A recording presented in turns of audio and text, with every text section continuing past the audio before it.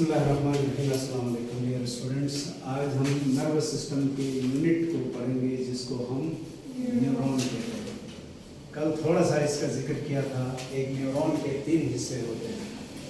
जिस जगह न्यूरॉन की सेल बॉडी होती है, न्यूक्लियस होता है, इसको सेल बॉडी कहते हैं। और इस न्यूक्लियस में सेल बॉडी में सिर्फ न्यूक्लियस नहीं है, कई तरह के ऑर्गेनल्स भी यहाँ मौजूद हैं और इससे छोटे बड़े कई एक्सटेंशंस निकलते हैं। ये जो एक्सटेंशंस हैं इनमें से कुछ को डेंड्राइट्स कहते हैं और कुछ को एक्सॉन्स कहते हैं।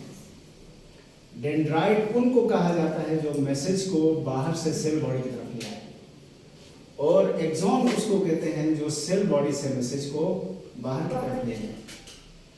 और इनको देखने में तो शाखें हैं, अदरवाइज ये इस तरह की एक्सटेंशंस हैं और सेल मेम्ब्रेन की एक्सटेंशन। लिहाजा इनके अंदर भी साइटोप्लाज्म भी है, सेल के ऑर्गेनल्स भी हैं, सिर्फ न्यूक्लियस नहीं है इधर उधर। फिर आप और थोड़ा सा गौर करें तो ये बहुत ज़्यादा एक्सटेंसिव ब्रांच है। इसका मतलब है कई ब्रांच से यहाँ पर मैसेज लाया जा सकता है। ये तो एक टिपिकल न्यूरॉन की स्ट्रक्चर थी, लेकिन मैंने आपको शायद जिक्र किया हो नर्वस सिस्टम सिर्फ न्यूरॉन से नहीं बना है, इनके सपोर्टिंग सेल्स भी हैं जिनको न्यूरोग्लिया कहते हैं, उन पर भी मुश्तमिल है। अच्छा, अब जो न्यूरॉन्स हैं इनकी टाइप्स कितनी हैं? तो न्यूरॉन के फंक्शन को पहले हम समझ लें तो टाइप समझ में आ जाए। न्यूरॉन 2 काम कर सकता है, एक पैगाम रसानी है, दूसरा जजमेंट या एनालिसिस है। पैगाम रसानी में जो बाहर से अंदर ला सकता है वो ले जा नहीं सकता, जो अंदर से बाहर ले जा सकता है वो बाहर से ला नहीं सकता। तो बाहर से पैगाम लाने वाले और हैं, ले जाने वाले और हैं, और एनालाइज करने वाले और हैं। इस हिसाब से न्यूरॉन की 3 अक़साम बनती हैं। एक को कहा जाता है सेंसरी न्यूरॉन्स, दूसरे कहलाते हैं इंटर न्यूरॉन्स, तरतीब थोड़ी बदल रही है, और तीसरे हैं मोटर न्यूरॉन। सेंसरी न्यूरॉन इस तरह से है,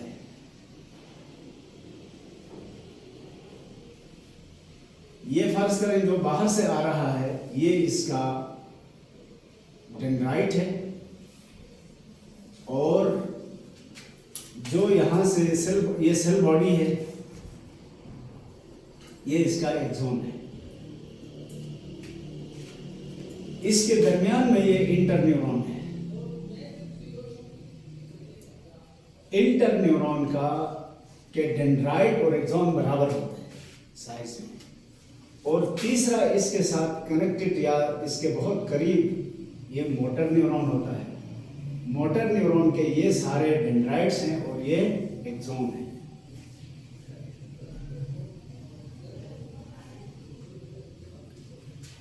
अब थोड़ा सा तवज्जो चाहेंगे तो एक और बात आपसे शेयर करूं। जो सेंसरी न्यूरॉन है इसको यूनिपोलर न्यूरॉन कहा जाता है, या बाज़ औक़ात सूडो यूनिपोलर न्यूरॉन कहा जाता है।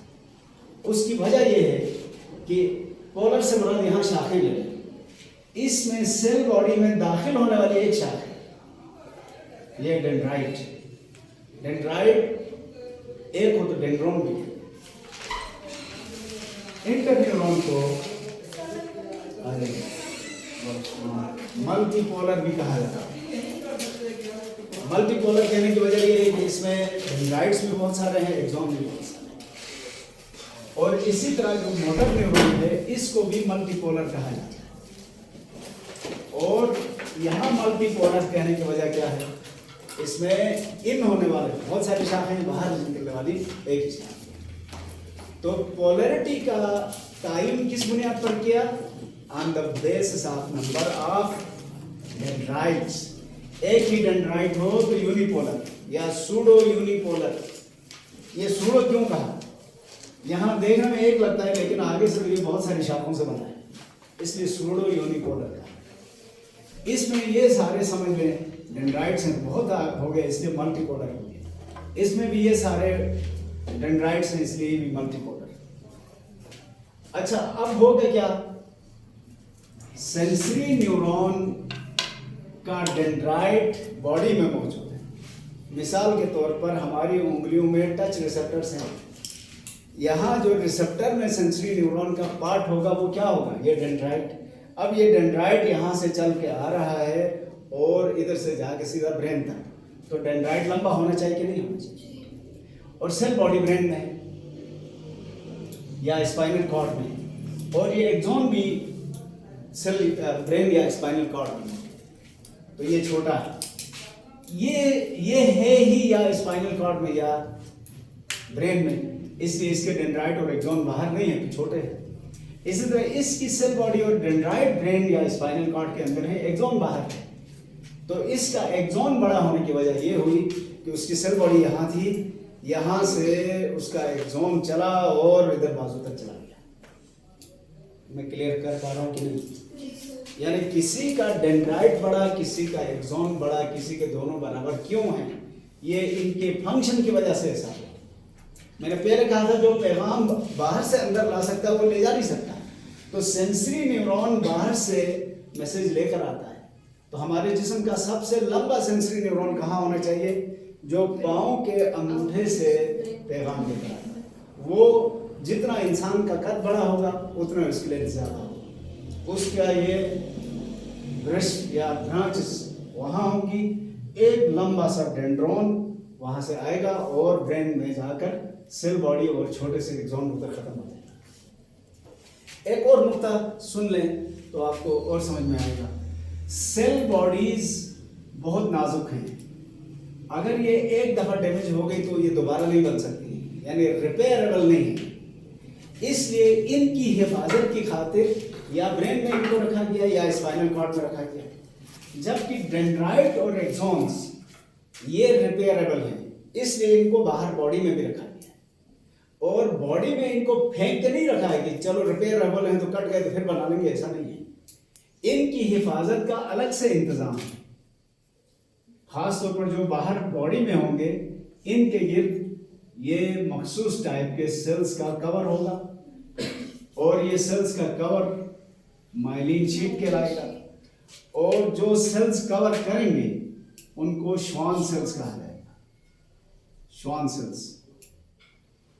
अब आप खुद कॉमन सेंस यूज करते हुए ये मुझे बता दें कि किस न्यूरॉन का कौन सा हिस्सा माइलिन शीट से कवर होना चाहिए? सेंसरी न्यूरॉन का डेंड्राइट, मोटर न्यूरॉन का एक्सॉन। अंदर इधर ये प्रोटेक्ट करने की जरूरत नहीं है, इसलिए कि ये ऑलरेडी महफूज है, हड्डी के अंदर है ना। आगे ब्रेन पढ़ेंगे तो आपको बताएंगे हिफाजत का कितना इंतजाम है। अच्छा, ये जो श्वान सेल्स हैं इनके बीच में गैप्स भी हैं। इन गैप्स को नोड ऑफ रेनवियर कहा जाता है, नोड ऑफ रेनवियर ये कहा जाता है। और कुछ बुक्स में श्वान सेल्स के कवर को ही माइलिन शीट कहा गया, कुछ सेल्स में कहा गया कि माइलिन शीट अलग है। बहरहाल जो भी है, हम फिलहाल इन सब को मिलाकर माइलिन शीट कहते हैं। ये माइलिन शीट दरअसल चर्बी वाले सेल्स हैं, ये श्वान सेल्स चर्बी की लेयर है। इसलिए जिस न्यूरॉन का जो भी हिस्सा माइलिनेटेड होगा वो व्हाइट कलर का नजर आएगा। चर्बी व्हाइट कलर की है ना, तो माइलिनेटेड जो भी पार्ट होगा वो व्हाइट कलर का।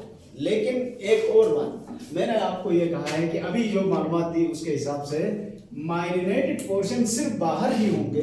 जरूरी नहीं है कि ये माइलिनेटेड शीट बाहर ही हो। ये ब्रेन के कुछ हिस्सों में ये हिस्सा भी और इसका ये हिस्सा भी माइलिनेटेड हो सकता है, लेकिन एसोसिएटिव या इंटर न्यूरॉन के ना डेंड्राइट माइलिनेटेड है ना एक्सॉन्स माइलिनेटेड है, वो माइलिनेटेड नहीं है।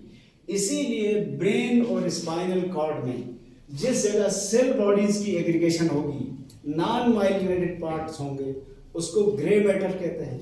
और जिस जगह ये माइलिनेटेड पार्ट्स होंगे उसको व्हाइट मैटर कहते हैं। व्हाइट क्यों कहा समझ में आ गया ना, चर्बी की वजह से कहा गया। तो अब इनके फंक्शंस पर बात करें। Sensory neuron bring messages from receptor to cell body. आप सेल बॉडी तो नहीं कहेंगे, एसोसिएटिव न्यूरॉन या सीएनएस को कहेंगे। सेंसरी न्यूरॉन रिसेप्टर से पैगाम लेकर एसोसिएटिव न्यूरॉन तक लाता है। एसोसिएटिव न्यूरॉन सेंसरी न्यूरॉन से मैसेज रिसीव करके उसको एनालाइज करता है और उसको किसी मोटर न्यूरॉन के हवाले करता है। और मोटर न्यूरॉन क्या करता है, एसोसिएटिव या इंटर न्यूरॉन से मैसेज रिसीव करके इफेक्टर तक ले जाता है। तो इसका काम लाना है, इसका काम ले जाना है, दरमियान वाले का काम फैसला करना है, एनालाइज करना है, इधर से रिसीव करके पढ़ना है, समझना है, उसको देना है, वो ले जाएगा। हो गया क्लियर? ये था न्यूरॉन्स का जिक्र। मैंने तो अपने तौर पर बता दिया सारा जितना था, लेकिन अभी अंदर को क्लिक हो रहा है कि मुझसे कुछ छूट रहा है। चेक करें, अगर कोई चीज़ रह गई हो तो हम उसको दोबारा। अच्छा जी, इनका तो हमने इनडायरेक्टली जिक्र किया। इफेक्टर किसके साथ कनेक्ट होते हैं पहले ये समझ। They are connected with motor neuron. Motor neuron के डेंड्राइट या एक्सोन के साथ, एक्सोन के साथ। और ये क्या करते हैं, शो रिस्पॉन्स। ये हरकत तो नहीं कहेंगे, रिस्पॉन्स रद्द अमल, जो मखसूस स्टिमुलस था उसके खिलाफ जो भी रिस्पॉन्स है वो शो करेंगे। और ये दो तरह के हैं, या तो ये मसल्स होते हैं या फिर ये ग्लैंड्स होते हैं। अगर ये मसल्स हुए तो दे विल शो मूवमेंट, हरकत की शक्ल में रद्द अमल दिखाएंगे। अगर ये ग्लैंड्स हुए तो ये सिक्रीशन की शक्ल में रद्द अमल दिखाएंगे। अब हरकत पर थोड़ा सा फिर फोकस करें। बहुत सारी हरकत हैं जो हमें महसूस होती है। मसलन मैं चल के इधर आया, हरकत है, आपको नजर आया। मैंने हाथ ऊपर उठाया, जेब में रखा, हरकत है, नजर आया।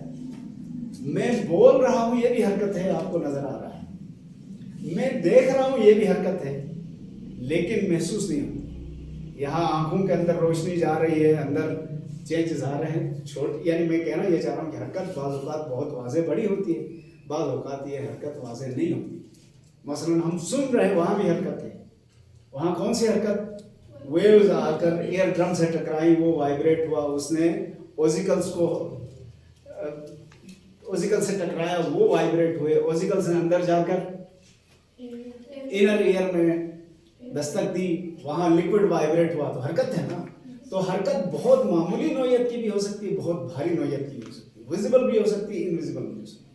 सिक्रीशंस क्या है, मसलन हमारी आंखों से आंसू आते हैं। एक सिचुएशन देखी, न्यूरॉन ने फैसला किया कि रोना चाहिए, तो हमने रोना शुरू कर दिया। खुराक देखी, कोई खट्टी चीज देखी, मुंह में पानी आया, हमने सिक्रीशन शुरू कर दी। नज़ला जुकाम हो गया, जरासीम चले गए अंदर, रिएक्शन दिखाना पड़ा, नज़ला बहने लगा, सिक्रीशन में।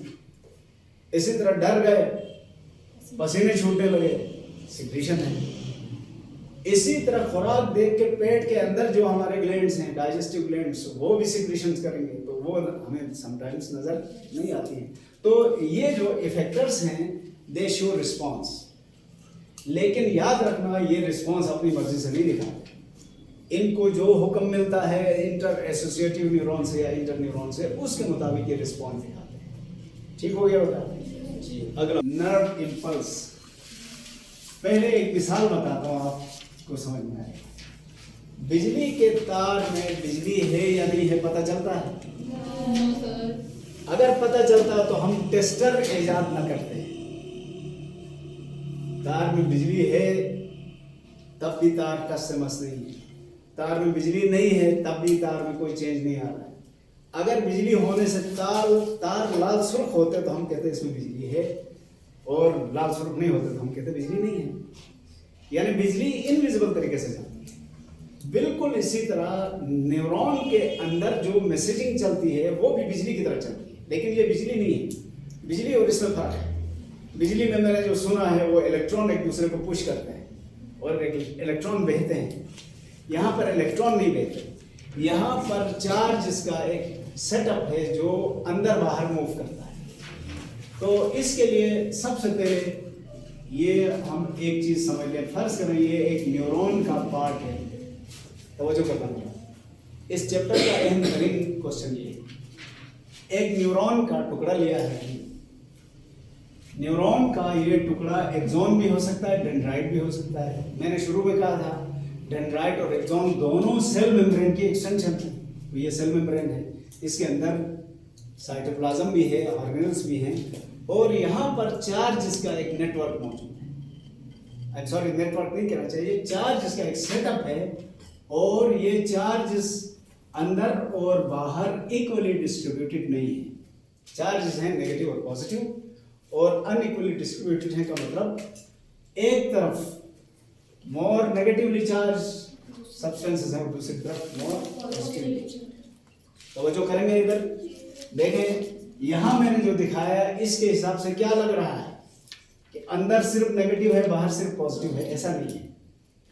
Inner side is more negatively charged, means कि अंदर भी नेगेटिव पॉजिटिव दोनों चार्ज मौजूद है, और outer side is more positively charge, इसका मतलब नेगेटिव चार्ज बाहर भी है।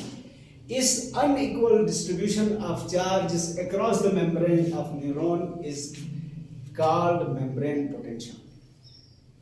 यानी चार्जेस के अनइक्वल डिस्ट्रीब्यूशन की वजह से इस मेम्ब्रेन में एक पोटेंशियल एनर्जी जनरेट होती है, जिसको मेम्ब्रेन पोटेंशियल कहते हैं। सवाल उठना चाहिए, चार्ज इसके अनइक्वल डिस्ट्रीब्यूशन की वजह से ये पोटेंशियल क्यों जनरेट हुई? पोटेंशियल एनर्जी आपको मालूम है, छुपी हुई या खुफिया एनर्जी को कहते हैं। थोड़ा तवज्जो करेंगे ना मेरी तरफ। अगर बाहर और अंदर चार्ज एक जैसे होते तो क्या ये चार्ज अंदर और बाहर आने या जाने की कोशिश करते? नहीं। लेकिन अनइक्वल डिस्ट्रीब्यूट करेंगे तो क्या होगा? जो चार्ज जहां ज्यादा है वहां से कम की तरफ आने की कोशिश करेगा, तो एक जद्दोजहद शुरू हुई ना, एक एनर्जी बनी। इस एनर्जी को क्या कहते हैं? Membrane potential. और ये मेम्ब्रेन पोटेंशियल बनी है due to unequal distribution of charges. This condition is also called polarized state of charges. और इसी एनर्जी को इलेक्ट्रोकेमिकल एनर्जी भी कहा जाता है। अब ये एनर्जी यहाँ से चलती कैसे है वो बताना है, लेकिन आज मैं शायद वो पूरा ना बता सकूं। इसको समझने से पहले एक और चीज हम रिकॉल करें। फर्ज करें ये कोई सा भी सेल है, सेल की मेम्ब्रेन में लिपिड बाइलेयर होती है ना, और उस लिपिड बाइलेयर के बीच में प्रोटीन मॉलिक्यूल्स एम्बेडेड होते हैं। प्रोटीन मॉलिक्यूल्स के एम्बेडिंग के कई स्टाइल हैं। मसलन कुछ प्रोटीन्स इस तरह से आर पार हैं, कुछ आर पार हैं और पैर में हैं, कुछ बाहर से निकले हुए, कुछ अंदर को, इस तरह से। जो आर पार होते हैं ये फिर दो कैटेगरी के हैं। बाज अकेले हैं और ये इस तरह से खोखले हैं, हॉलो हैं।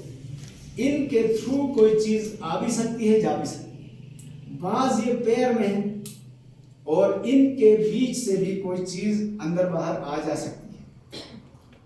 और ऐसे प्रोटीन्स को क्या कहते हैं हम? Channel proteins.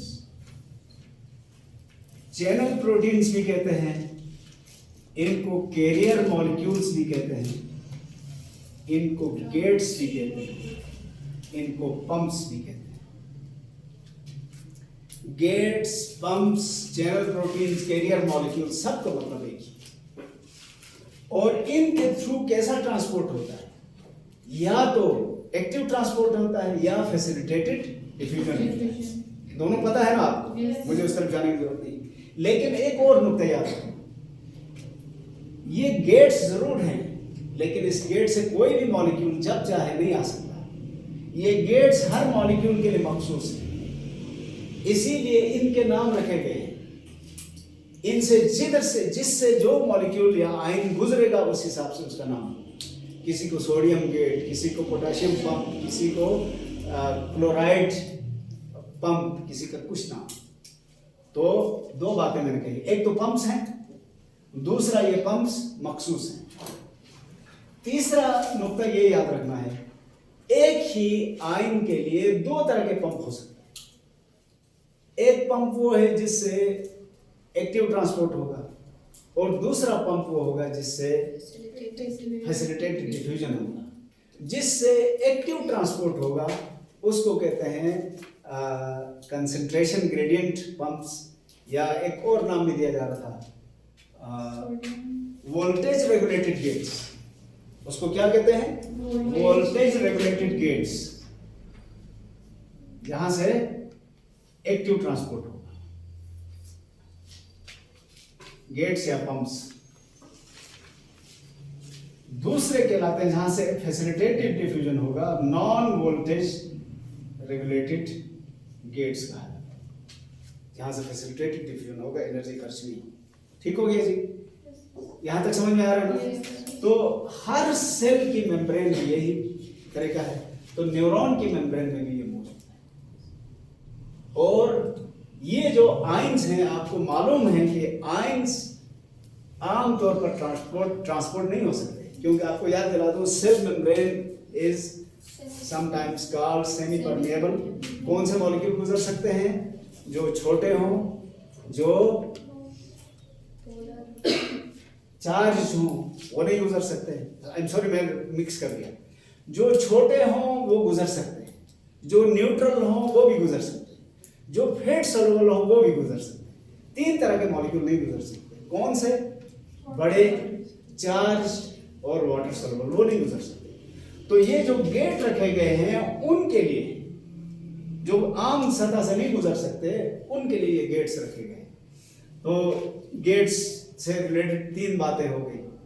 एक तो इन गेट से जो इम्परमिएबल, जिनके लिए सेल मेम्ब्रेन है, वो मॉलिक्यूल गुजरेंगे। दूसरा, जिनको मसलन चार्ज कहते हैं, वो वाले गुजरेंगे। दूसरा, ये गेट्स मखसूस होते हैं। तीसरा, हर आयन या चार्ज मॉलिक्यूल के लिए 2 तरह के गेट्स होंगे, वोल्टेज रेगुलेटेड गेट्स और non voltage regulated gates. Voltage regulated gate से क्या होगा? एक्टिव ट्रांसपोर्ट होगा, नॉन वोल्टेज के थ्रू फैसिलिटेटेड डिफ्यूजन होगा। ये बुनियादी बैकग्राउंड की बातें समझने के बाद अब हम आते हैं मेम्ब्रेन पोटेंशियल की तरफ। मैंने आपसे कहा कि न्यूरॉन की सेल के अंदर और बाहर negative positive charge unequally distributed हैं। इस अनइक्वल डिस्ट्रीब्यूशन की वजह से एक पोटेंशियल जनरेट होती है, जिसको कहते हैं मेम्ब्रेन पोटेंशियल। और ये मेम्ब्रेन पोटेंशियल 2 हालतों में होती है। अगर ये हरकत में ना हो तो इसको कहते हैं resting membrane potential. Resting membrane potential. और अगर ये हरकत में हो जाए तो उसको कहा जाता है एक्टिव या एक्शन मेम्ब्रेन पोटेंशियल। एक्टिव या एक्शन मेम्ब्रेन पोटेंशियल। अब यहां पर हम देखते हैं सबसे पहले रेस्टिंग मेम्ब्रेन पोटेंशियल कैसे होती है, क्यों बनती है। पहले रेस्टिंग मेम्ब्रेन पोटेंशियल, 3 या 4 नुक्ते हैं, इनको आपने ज़हन में रखना है। रेस्टिंग मेम्ब्रेन पोटेंशियल, सबसे पहले outer side is more positively charge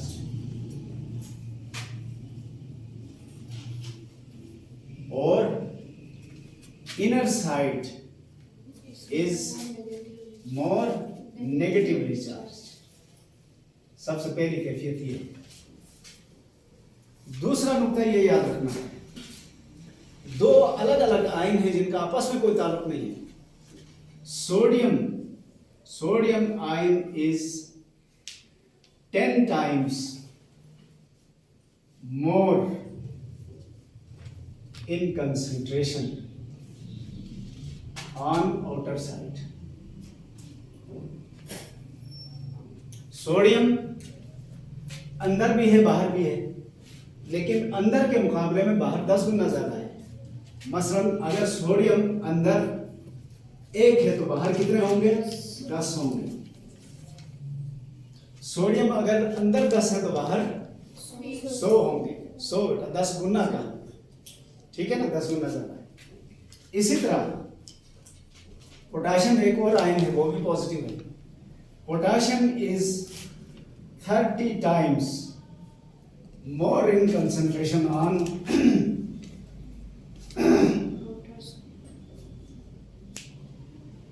inner side than outer side. Sodium बाहर 10 गुना ज्यादा है अपने हिसाब से, पोटेशियम अंदर 30 गुना ज्यादा है।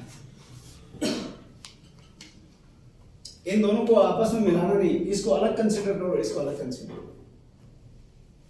लेकिन जो फर्क पैदा होता है वो इसलिए कि बोथ आर एक्टिवली ट्रांसपोर्टेड, दोनों एक्टिवली ट्रांसपोर्ट किए जाते हैं। कौन दोनों? सोडियम और पोटेशियम। तो सोडियम को कहां जाना चाहिए?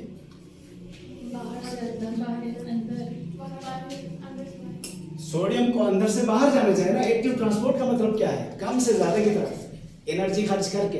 तो सोडियम कहां जाएगा? अंदर से बाहर जाएगा। और पोटेशियम कहां जाएगा?